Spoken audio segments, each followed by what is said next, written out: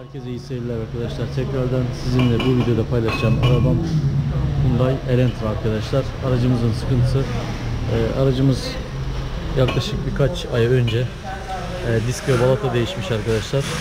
Ön disk ve balata, arkada sadece balatalar değişmiş. Disklerde bir şey olmadığı için şu an diskimizi görüyorsunuz. Ne marka takıldığına dair şu an bir belirti yok araçta. Ön balatalar çok sert. Rajon diye bir marka. Aracımızdaki sıkıntı arkadaşlar, yolda giderken frene 100'ün üzerindeyken hızlı arkadaşlar, frene bastığımız zaman kasada bir titreme mevcut. Bu sebepten dolayı kontrol etmek için söktük ve disklerimizin iç taraflarında biraz bozulmalar mevcut. Bu da balatanın çok sert bir marka olmasından kaynaklı. Gördüğünüz gibi yeni değişmiş disklerimiz ve balatalarımız. Bu sebepten dolayı da diskin yüzeyini bozmuş arkadaşlar. Şimdi diskimizin yüzeyini torna yaptıracağız. Şu an bozulmaları görüyorsunuz şöyle. Burada setler mevcut şu an arkadaşlar. Şimdi diskimizin yüzeyini tornada düzelttireceğiz ve daha yumuşak. Daha önce kullandığımız sıkıntısız bir balata markasıyla bu sorunu gidermeye çalışacağız. Kontrol edeceğiz arkadaşlar en sonunda. Eğer bir sıkıntı yoksa da aracımızı bu şekilde teslim edeceğiz.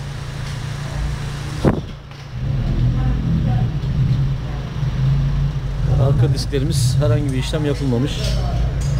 Gördüğünüz gibi balatalarımız da yine yeni değişmiş. Arka balatalarımızda markası önlerle aynı değil. O sebepten dolayı arkaya herhangi bir işlem yapmayacağız. Zaten balataların seviyeleri de şu an gayet normal arkadaşlar. Yarının üstünde. Bundan dolayı sadece önleri tornalayacağız ve tekrar söylüyorum, disk söküldüğü zaman şu altın çok düz olması lazım. Burayı tel fırçayla, zımparayla çok dikkatli bir şekilde düzgün olmasına dikkat ederek zımparayla temizleyeceğiz.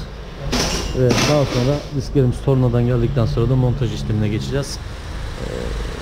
Tekrar söylediğim gibi diskimiz birkaç ay önce arkadaşlar, 3-5 ay önce değişmiş. Bundan dolayı da balata sert takıldığı için diskin yüzeyinde bozulmalar meydana gelmiş.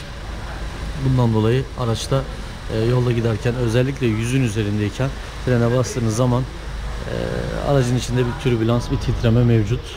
Bu sorunu gidermek için de balatalarımızı yumuşak bir marka balatayla değiştireceğiz.